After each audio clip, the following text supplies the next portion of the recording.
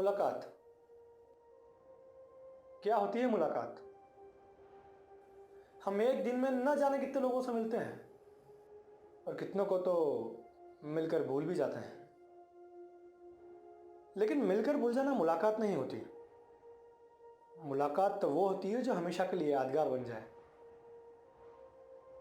कुछ मुलाकातों को तो हम खुद रचते हैं और कुछ मुलाकातें होती है जो आकस्मिक हो जाती हैं। आकस्मिक से याद आया, मेरी एक ऐसी ही आकस्मिक मुलाकात बहुत ही रोमांचक थी। आइए उसके बारे में आपको बताता हूँ, आपको ज़रूर पसंद आएगी। तो हुआ यूँ, शाम का समय था। सड़कों पर लोगों का हुजूम, जिनकी कोई मंजिल नहीं थी, भागा जा रहा था। लेकिन मैं चाय समोसे की चाह में एक मामूली से होटल में दाखिल हुआ। होटल में दाखिल होते से ही बहुत अजीब सा लगा। सुनसान होटल, घुप अंधेरा। मुझे लगा यहाँ से वापस जाना ही ठीक रहेगा। और जैसे ही मैं जाने को हुआ तो एक लड़के ने मुझे आवाज़ दी। अरे क्या हुआ साहब? अरे भाईजान, यहाँ इतना अंधेरा क्यों है? अरे लाइट नहीं आती रहती है। चाय और समोसा मिलेगा क्या? और नहीं तो क्या, होटल में चाय समोसा नहीं मिलेगा तो क्या हेलीकॉप्टर मिलेगा? आओ बैठो। एक प्लेट समोसा, एक कप चाय।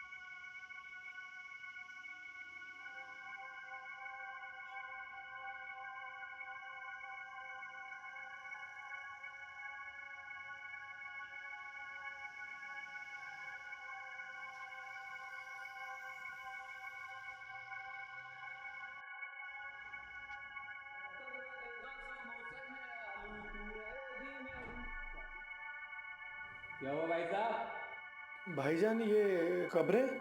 आप भी डर गए? अरे ये होटल कब्रिस्तान की जमीन पर कब्जा करके बनाई गई। डरिए मत, बैठिए। ये रहा आपका समोसा और ये रही आपकी गर्मा गर्म चाय।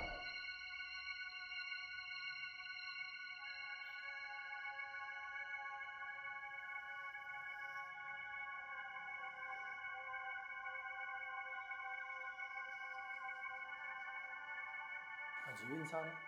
कब्रिस्तान की जमीन पर कब्जा करके होटल बनाई है और कहता है डरो मत। खैर, जिंदगी आखिर है क्या? अपने अनुभवों को इकट्ठा करना ही तो है। अब एक और अनुभव सही, कब्रिस्तान में बैठकर चाय समोसे खाने का।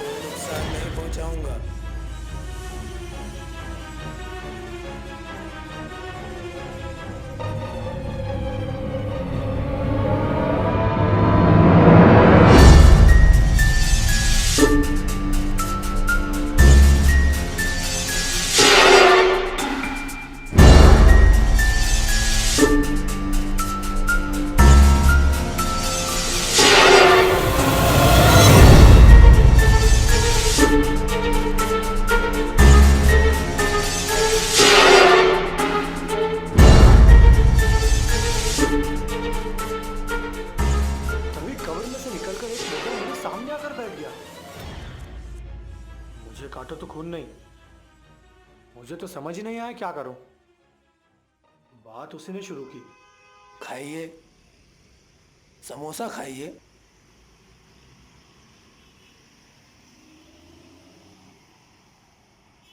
और 1 प्लेट समोसे का ऑर्डर मेरे लिए भी दे दीजिए।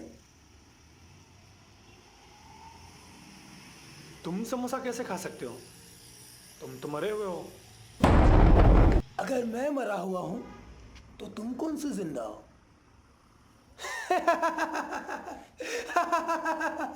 यहाँ हर मरे हुए आदमी को यही गलत फहमी है कि वो जिंदा है।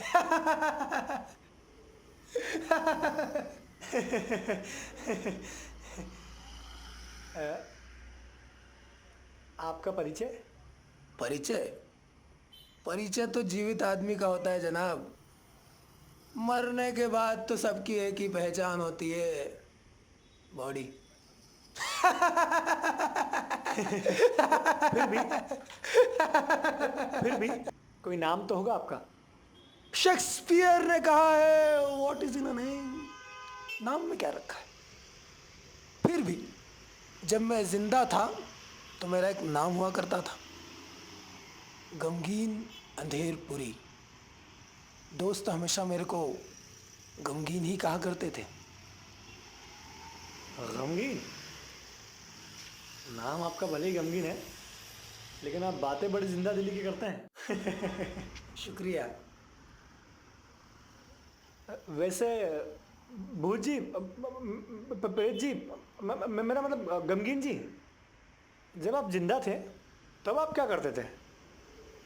वही जो अभी कर रहा हूँ, यानी? यानी मुफ्त का माल खाया करता था।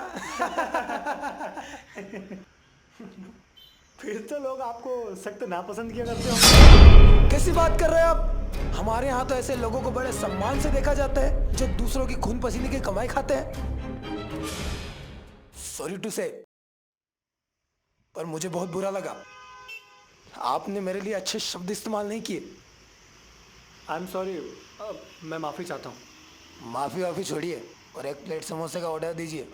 हाँ भाईजान, 1 प्लेट समोसा और। 1 प्लेट समोसा और। कहो दही में बनाकर लाए। दही में बना कर लाना। दही में बना कर लाना। नमक मिर्ची तेज। नमक मिर्ची तेज। नमक मिर्ची तेज। और कुछ? और कुछ? नहीं। नहीं। ठीक है।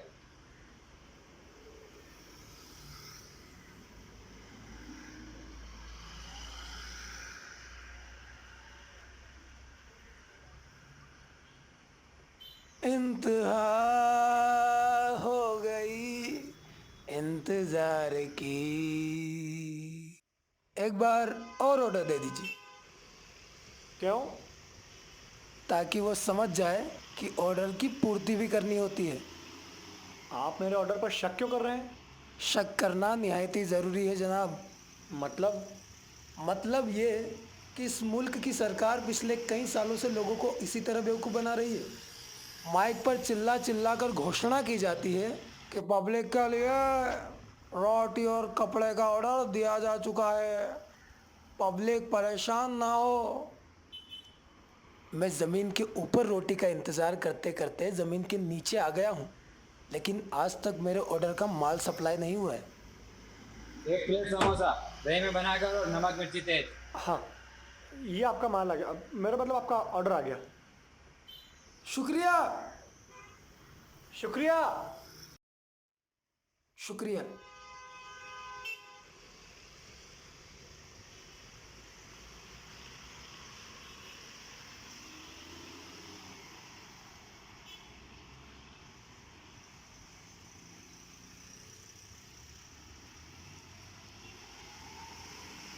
भूत जी, मेरा मतलब गमगीन जी, आजकल आप लोगों की दुनिया, मेरा मतलब मुर्दों की दुनिया में चल क्या रहा है?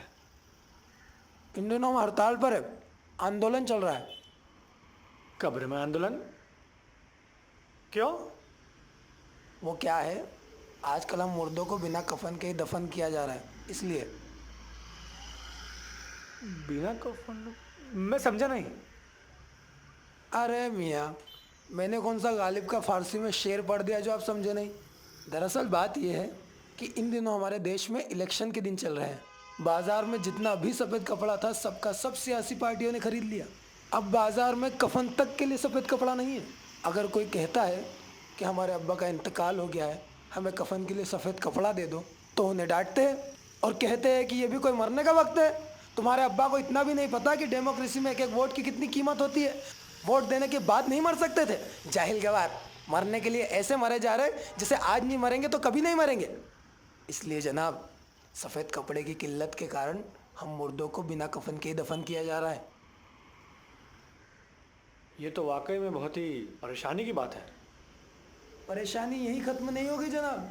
कुछ मुर्दे तो ऐसे भी हैं जिन्हें चुनावी बैनर में लपेट कर दफन किया गया।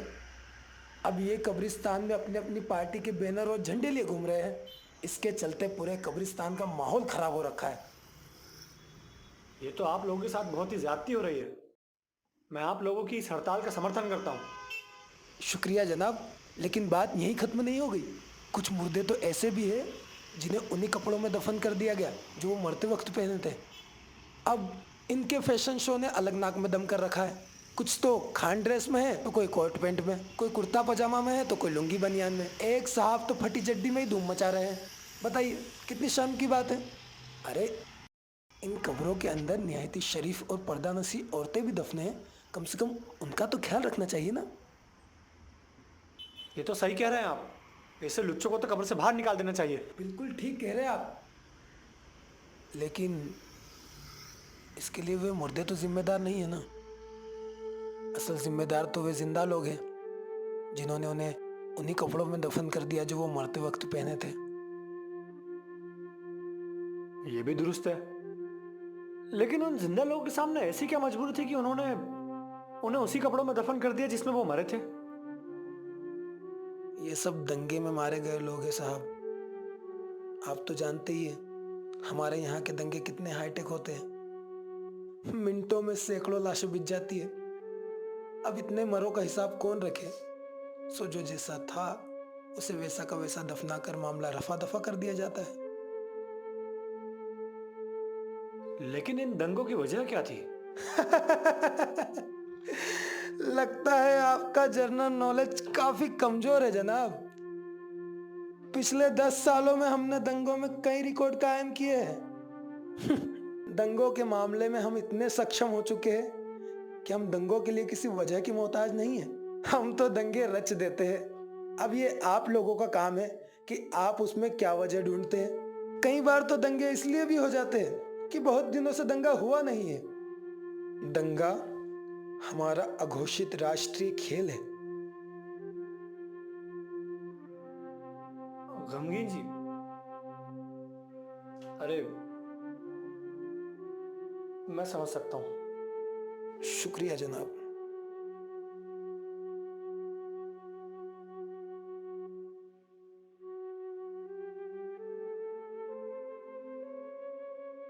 वैसे आप तो खुश नसीब हैं गमगीन साहब। आपको तो कफन नसीब है।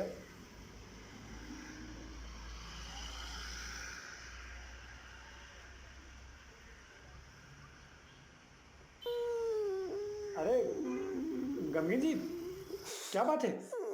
मुझे बताइए, बताने से दुख कम होता है। आपने मेरी दुख तिरक पे हाथ रख दिया जनाब।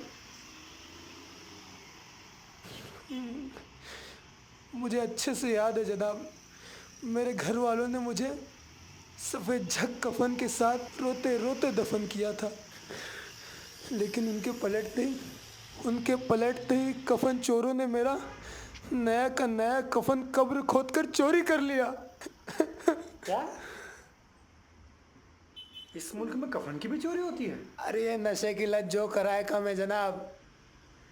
बस तब से कब्र के अंदर नंगा पड़ा हुआ हूँ। तो फिर ये किसका कफन है? ये मेरा नहीं है। ये तो मैं पड़ोस वाले मुर्दे से उधार मांग कर लाया हूँ। यहाँ सबको अपना अपना कफन बहुत प्यारा है। कोई जल्दी किसी को अपना कफन नहीं देता। और इसने भी कफन देते समय कहा,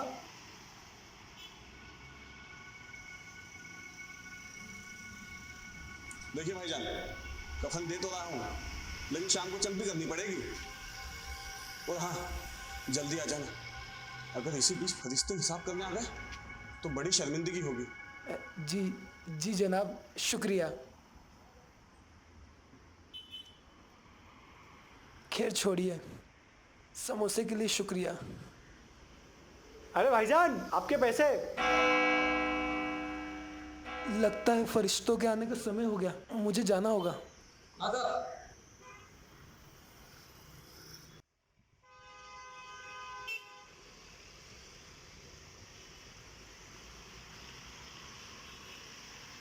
वैसे गमगीन जी, आपसे मिलकर अच्छा लगा।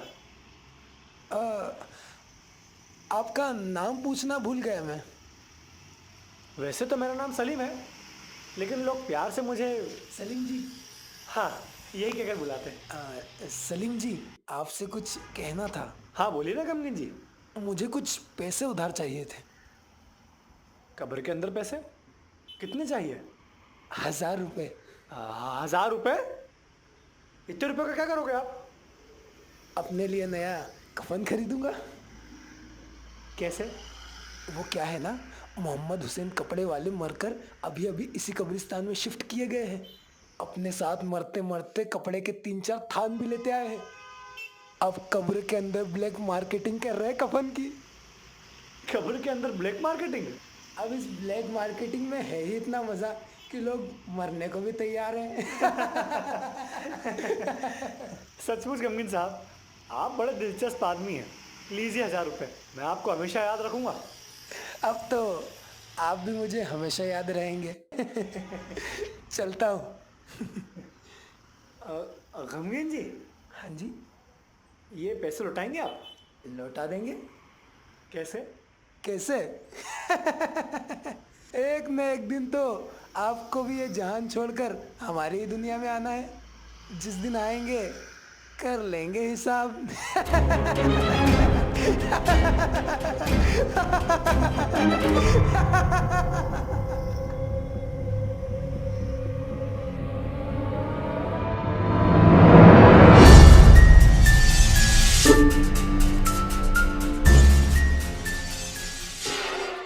कहा था ना, कुछ आकस्मिक मुलाकातें बहुत ही यादगार होती है। आशा करता हूँ आप मेरी इस मुलाकात को कभी नहीं भूलेंगे।